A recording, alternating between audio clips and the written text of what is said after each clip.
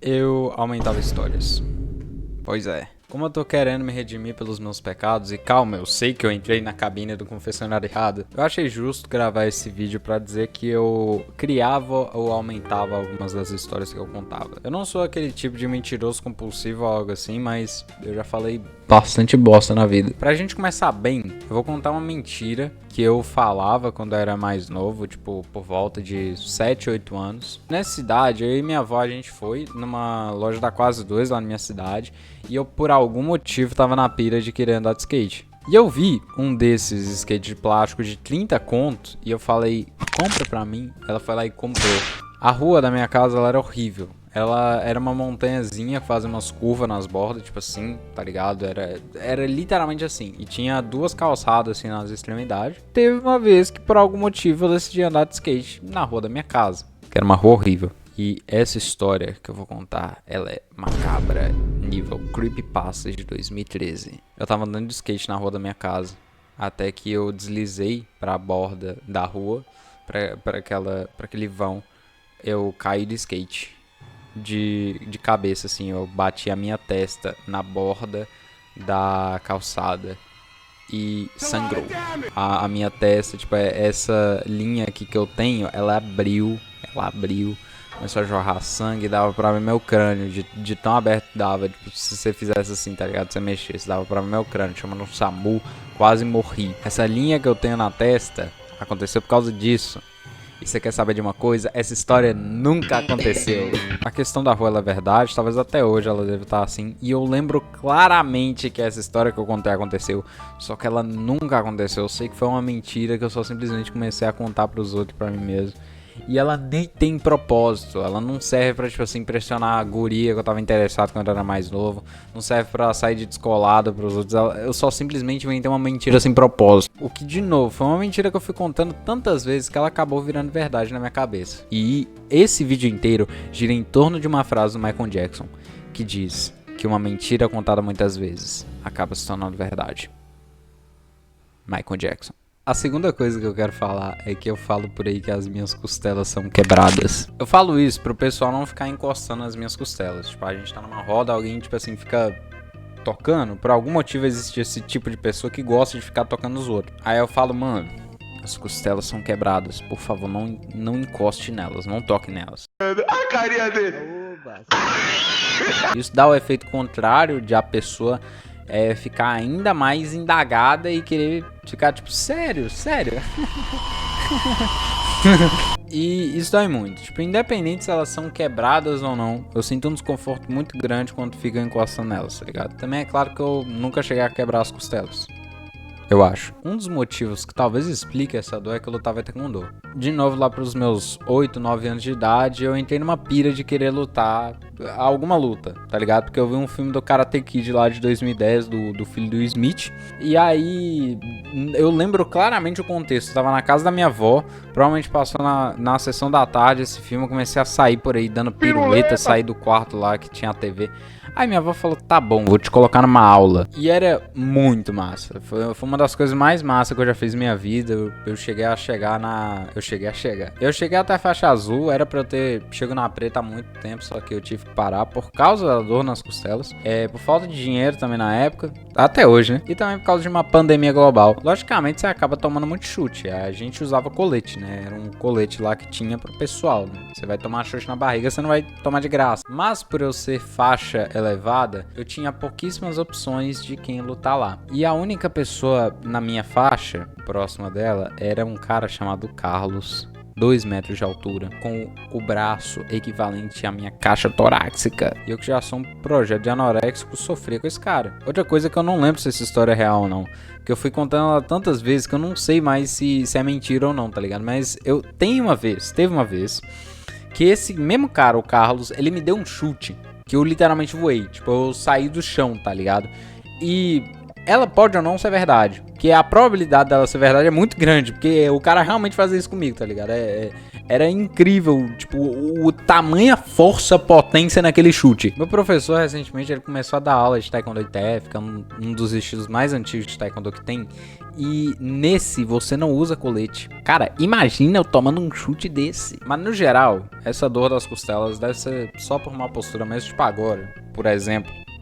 Né? Porque isso acaba machucando as costelas, a coluna, é normal. Mas a questão é que desde sempre, talvez desde os meus 6, 7 anos de idade, ou até menos do que isso, eu já senti essas dores na costela, eu já senti esse desconforto. E logicamente minha mãe e minha avó olharam uma pra outra e falaram, vamos levar esse menino no médico. E eu lembro que teve uma mulher que a gente foi, que ela meio que passou um escaneador de código de barra, tá ligado? Tipo esse daqui que tá passando. E ela passou lá nas minhas costelas e parecia o rolo compressor do Dio.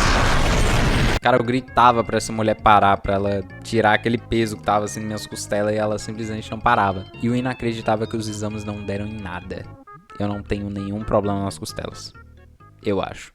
Agora, essa é uma meia-verdade, essa história também. E talvez seja a história mais longa do vídeo que me motivou a querer gravar ele também, né? Eu tava no 3º ano do Fundamental e eu tinha um amigo chamado Thomas. Eu não sei como é que escreve, se é com H, se é com Z. Eu só sei que eu tinha um amigo chamado Thomas. Thomas o Trem. O cara parecia ser gente boa, né? Ele tinha um irmão mais velho que escutava Play Retals. A gente ia pra casa dele, eu jogava no Play 3 dele, a gente ficava jogando Minecraft multiplayer. Era uma época ótima. E na época também tava na pira. Tem umas batalhas de rap nas rodinhas da escola por causa dos 7 minutos de novo por causa do Play Retals. O irônico é que eu sei tocar essa música no violão. Bem-vindo ao Minecraft, aí meu amigo, na jornada desse game ficará surpreendido. Você deve estar se perguntando por que eu tô citando essas rodinhas. Ou talvez não, né? Você nem liga. Dentro delas, a gente tinha uma espécie de grupinho. Porque no fundamental, pelo menos pra mim, na escola que eu estudava, a gente sempre trocava de sala todo ano que passava. Então, nem precisava necessariamente passar de ano pros grupinhos simplesmente se desmanchar, se desfazer. Mas nesse grupinho do 3º ano do fundamental, eu lembro claramente que tinha um demônio de ser humano chamado Davi. Eu lembro o seu nome até hoje. Teve uma vez que ele foi na minha casa e com aquelas mãos engorduradas dele, ele pegou no meu Wii Classic Controller e ferrou os analógicos. Tava muito sujo o negócio e eu, com a minha mente de criança, vulgo 9 anos de idade, eu achava que pra limpar eu tinha que passar faca no analógico. E foi isso que eu fiz. Eu não sei se vai dar pra ver direito. Aí, eu passei a faca no direcional. E essa parte suja aqui foi o Davi. Foi o Davi. Mas enfim, eu e Thomas, a gente era da mesma turma. Ironicamente, essa sala ela ficava do lado do portão, que era a saída da escola, ou a entrada, né? Depende do ponto de vista. A gente estudava de manhã e o recreio era lá para as 9h30. E a gente saía e ia pra nossa rodinha que ficava no canto da quadra. Tá aqui uma foto, ó. Tava no canto dessa quadra que era um retângulo. O Davi sempre ficava rimando mão com sabão. E sempre passava o tempo, a gente inventava de fazer alguma outra coisa. Nesse meio tempo, Thomas, por algum motivo, começou a fazer truque de mágica. Tipo, esses daqui, ó.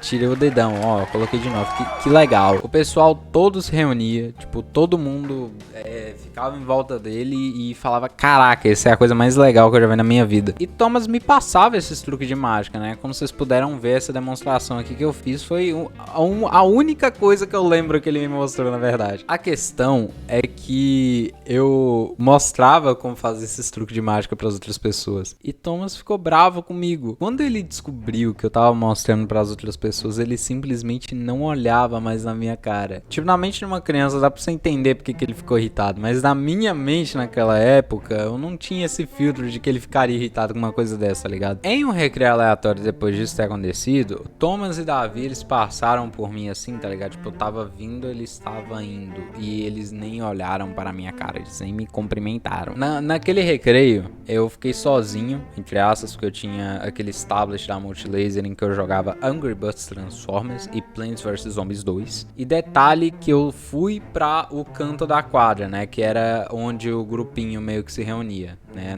Naquele dia eu só fiquei lá sozinho, normal. E simplesmente, meus amigos, aconteceu algo inacreditável. Eu não arrumei treta com o Davi, que era a pessoa mais provável de eu me desentender. Eu arrumei treta com o Thomas. Vocês sabem o que ele fez? O Thomas chamou 8 moleques do 5º ano pra me bater, além dele próprio e do Davi. Os caras me cercaram no canto da quadra. Tipo, eles fizeram uma rodinha assim pra não passar. E eles começaram a, tipo assim, me pedir satisfação. Tipo, qual foi? Por que você tá mostrando a mágica do moleque? E eu, tipo, tentava ficar saindo da roda, tipo, passando por meio dos moleques assim. Eles iam lá e me empurravam, tá ligado? E isso realmente aconteceu. Agora, o que não aconteceu é o que eu contava pras outras pessoas. Naquela época, eu já tava lutando taekwondo. Acho que era faixa amarela, talvez, por aí. Branca, amarela, verde.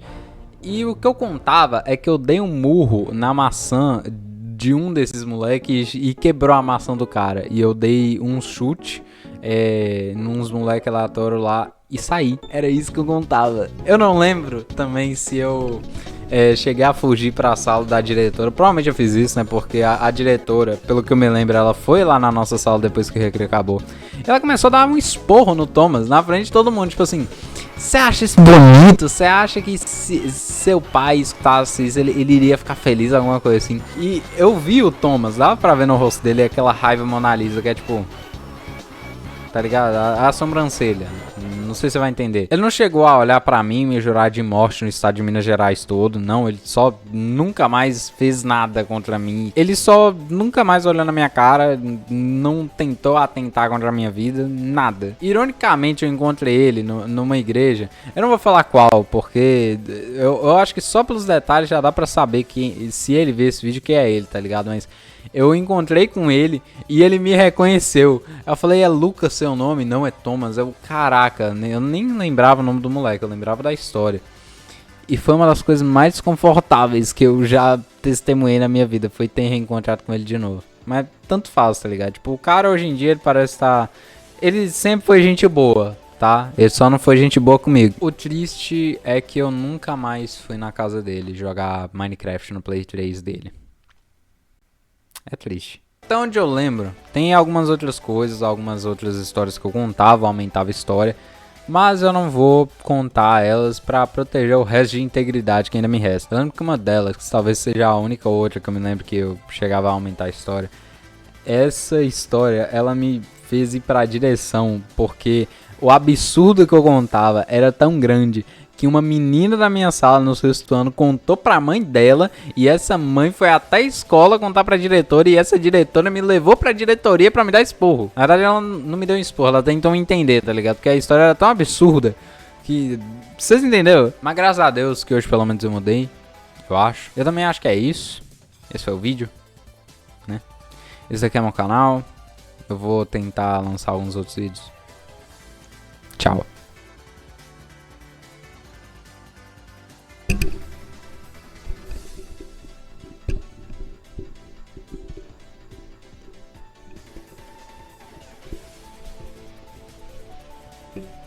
E na época